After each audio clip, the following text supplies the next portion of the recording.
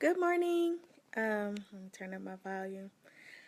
Good morning. It is Miana Monday, and I literally struggled so bad today to figure out what is this title going to be. What am I going to? Well, I always have something to say.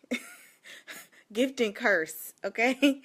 But what I will say is that this title, people who love you can be the most hurtful, is truly, truly something that I have struggled with my entire life.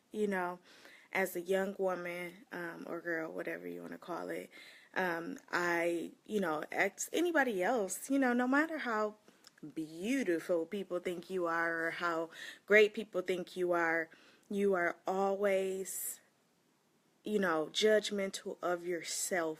So it's very hard to get past that as a young person because you don't know who you are and you don't know the things that how things really are affecting you because really you don't know the reality of the world yet. So um, but I did want to come to y'all and talk to y'all on Me on a Monday. Still encouraging message, inspirational message. I come to you every Monday. Make sure you follow it. Hi, Mom. Hi, Miss Streeter Gold. um, Make sure you follow my page, Me on a Monday, on Facebook, where things will be posted from today. But I do want to come to y'all and talk to y'all about how people that you love can be the most hurtful to you. So this weekend, I had to, just to be transparent because I'm a human, I had to go off on my son's father a little bit. And not to be telling our business, but I just want to be honest with y'all because when you're co-parenting with someone, it's a up and down experience. You have to learn how that person is all over again. You've been in a relationship with them, but it's a different thing when you're co-parenting. So my son is 7. He's very sensitive, and he's a great kid. I like to think so. So I basically was talking to him about being upset, not talking to his dad for a few days. Like it was really like a week and a half, and it was like, bro, is you dead or something? Because why you not talking to the kid? I'm not, at first I asked, okay, are you dead? Because you have to ask these questions with people you're co-parenting with to make sure that, they okay first before you go off on them. So I asked him, was he okay and stuff like that. He said yes. So then I went off because, I don't play about my kid. I don't care if you, the other parent, don't, make sure that you're involved. It's the only thing that I ask is make sure that you know that the kid is there for you. Nothing else. So I told my kid, like, you got to understand. I know you're only 7. Your dad loves you. People get busy. Not saying he's not thinking of you or anything like that. But sometimes they lack in effort and they will disappoint you. So try to act like, oh, he good. He a little boy, but he try to act like a man sometimes and, act like stuff don't hurt him. But it really hurt him that he hadn't talked to his dad. And so I said, just call him, It's, you got a phone, you can go. But he don't have a phone, we got an iPad. You can give him a call. So he gave him a call. He didn't answer the phone. So his dad called back later.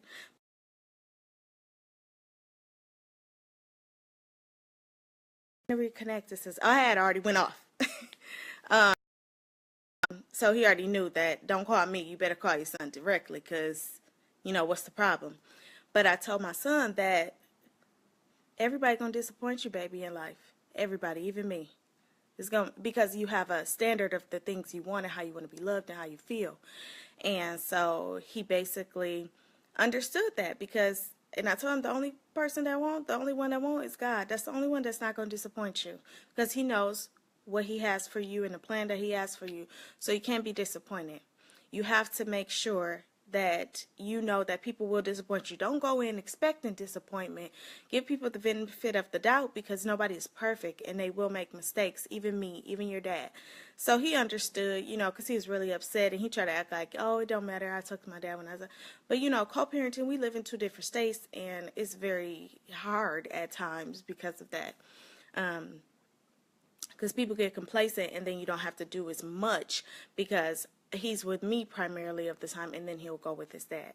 So I wanted to talk to y'all about how people who love you can hurt you the most. Like, that has been something that even as a young woman that I have had to deal with. I know everybody deals with that. People you love, they say the worst things to you because they know you, so they have the inside track. And it's like, mature people don't do that. They don't do that because they feel like your feelings are more important than their pride, and they will realize that saying things to hurt you, demean you, degrade you are not the right things to do, because you have a relationship that you want to carry on with people. So when you say things to people, take heed of their emotions even at that time. Sometimes it's hard. You be in the heat of an argument, you be in the heat of some drama with a person, and you realize like, okay, well, this person is supposed to love me.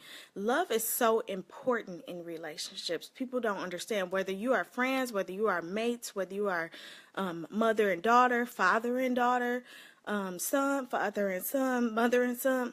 Love is so important in relationships because that love is what will carry you not to do those things, not to say those things, to people that you love. And one of the things I said, I don't know if it's last week or whatnot, is that people who know you know what to do to you and for you.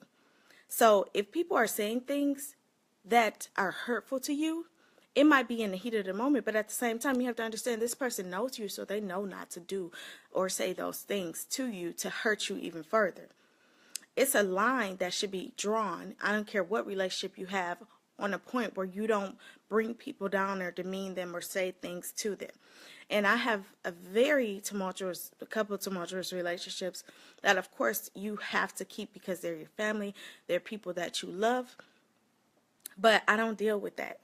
Like, I step out of that situation because being in those tumultuous relationships has been so hard to deal with. And sometimes you have to step out of that so you can keep who you are, because they might make you cross the line. So you have to know when to gracefully bow out of those situations, like not to go in on somebody, not to say what you want to say. I've done it so many times before. I mean, like, become like a master at it, just to be honest with you. And you can't do that, because that right there is defining what type of person you are and what your character is. Like, you can always change who you are. That's not hard. What's hard is making sure that who you are is a person of character and respect to others. And that when you're in those heated situations where you love somebody or you care about somebody, that you don't cross that line of respect and love that you have for that person. And that's what I'm saying. Like, people your family members can be the most hurtful to you. And that's just because they're not mature. They're not mature, and they haven't realized on the level what real love is for people. Because when you truly love somebody, you can put to the side the anger that you feeling for that person and decide, you know what? I'm not going to hurt you further. I'm not going to say this to hurt you further because I care about you and I love you. And honestly, you can, because I do it now. I can't say that I've always been that person, because I haven't been. I've done things where it's like, dang, I shouldn't have said that to her, or dang, but there are people in my life I've never done it to. And we don't cross that boundary of respect and love. And if we do, then it's like, you know what, I need to work on myself. You find out like you wrong about stuff, you need to work on yourself so you and that person never cross that boundary. But when you got one person that's like, I'm never going to cross that boundary, and then you got another person that's always crossing that boundary, you ain't going to get nothing accomplished with them, because y'all are not on the same level. My other hand will be right here, but I'm holding the phone. But y'all not on the same level of love and understanding. I'm just being honest with you.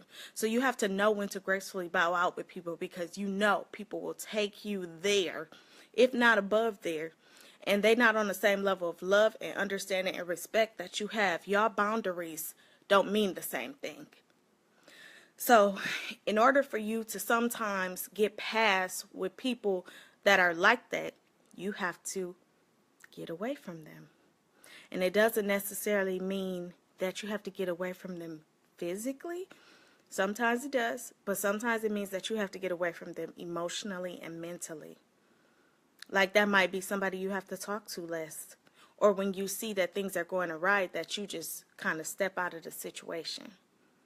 So, even when my son's father this weekend, he talks to, well, when I went in on him, I didn't say anything that was like hurtful. It was just like I recanted what had happened.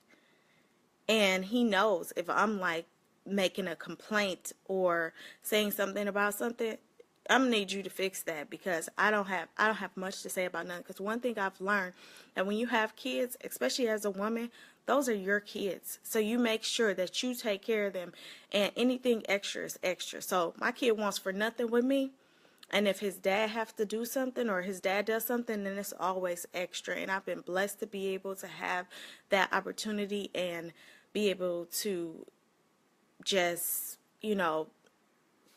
be able to do that for my kid. So I don't worry about it. And if I can't do it, it can't be done. And I'll be like, I can't do that, Landon. Sorry, mommy can't do that this week. Pray about it. And y'all know what's crazy though? He pray about it. It always comes true. I'll be like, can you pray? I know this wrong, but can you pray for Bobby to hit the Mega Millions? Just say it, like give you the numbers. I know that's wrong. You're not supposed to gamble, etc. Whatever. But God knows my heart, as they say. But Landon always pray for stuff and it comes. Like I promise he does. And make sure that you let your kids know that, pray for the things you want, and don't ask for little stuff. Ask for big stuff. Big stuff to them might be a video game or something. That ain't big. But that's big to them. So see, you pray for the things that you really want. And I'm going to say that to y'all today, because I'm about to end and I got to go back to work because somebody just called me. But I want to tell y'all to pray big for the things that you want. Even those relationships that you don't have, or that could be better with the people that you love. It's so important to ask God for the things that you need and want. It's important. And I promise you that he might not feel like he answering your prayers, but he always answers the prayers that you need. I promise you. The path that he has for you, he makes sure that you stay on track with it. Even when you veer off a little bit or you feel like things ain't going right for you, it was all in the plan. It was all in the plan. So take those things that aren't even the best for you, even those relationships, because guess what? Sometimes those relationships that seem like they're horrible to you are blessings. You don't understand. Like, it helps you grow. It helps you mature. It helps you respect others and know that you don't want that type of relationship with someone. So the next time you get into this, you're not going to behave like the other person in the situation. So it's me on a Monday, and I just wanted to come to y'all because I have had a long week last week. I'm ready for this month to be over. It's the last sales week, which I'm in sales, and I am ready for it to be over. Like, everything is coming down. But you know what? I pray for it as a blessing. I had a dream that I got fired for my job. And I told my boss, thank you so much. Thank you. I don't know what that means because I got bills to pay. But I hope y'all have a great week. And just know that those relationships, even the bad ones, the ones that seem terrible, the ones that seem horrible, are still blessings. You just got to make sure that you keep yourself, which my mom, Nona, she always says, keep yourself. My mom, just give y'all an Instagram on my mom, because people be like, oh my God, your mom, we know your dad, look just like my dad. Everybody know when we go to the family reunion. Exactly, like the Harris side, okay? But what I will say is that my mom is pretty kind of quiet or whatnot. You probably have seen her and didn't know that it was her, because she's pretty quiet and to herself.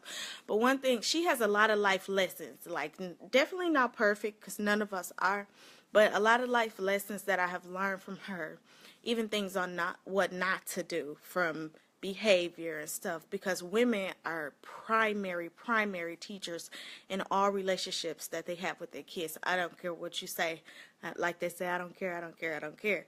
But honestly, women are primary teachers and nurturers in relationships with their kids. So you have to identify that as a parent, if you're a woman especially, that you're the primary nurturer. So if you get a little messed up emotionally, you might need to go back to some of the stuff that you were doing and make sure that you are on top of things. Just to be honest with you, just to be 100 transparent, everything as a woman, I'm telling you that you are primarily the nurturer. And I don't care what roles done changed in life, kids get that kind of love and all of that stuff from the mother. So back to my mom. She's pretty quiet. But what I will say about my mom is that even the things that I felt like she did wrong, she taught me lessons in those. She might not have been trying to teach me the lesson, but I feel like she did the best that she could with what she knew, which I think is what all parents do. And so it will never be, you will never hear me, ever since I became a woman, an adult, a mother, say anything negative about my mom. Like, because it's like, you don't know nothing as a kid. You just assume you need to be loved this way, and this is the way I need to be loved, and your parents should just know. That's what kids assume. But when you become an adult and you become like a person who has had experiences in the real world, you realize that those things that you thought were hurtful were just somebody trying to teach you what they knew. So maybe they didn't have all the, screws in the foundation for that home that they were trying to build, but they still were trying to do the best with what the materials and the tools that they've had. So you have to understand, like my mom would say, keep yourself no matter what situation. And I would be like, that does not make no sense. Okay? But honestly, that's one of the things to this day that I build foundations on. No matter what you go through, if you remain who you think you are, because we sometimes feel like we something and we not, but we have this foundation of this premise of this standard of who we are and what we deserve. And if you keep that, then even in those hurtful relationships with family and friends and stuff like that, you can survive, and you can survive gracefully. So it's me on a Monday, and I was supposed to be gone 10 minutes ago, but I'm going to say bid you adieu, as they would say somewhere, and have a great week, and make sure that you keep yourself in those relationships that are hurtful, etc., that you take them as a blessing and as growth, and understand what you deserve and what you want to give to others in the form of respect and love and honesty and character. It's very important, because that makes you who you are, and other people will respect and learn how to treat you as well as others by the way you behave and project yourself. You don't understand who's watching you. There are so many people watching you. They might not ever say that.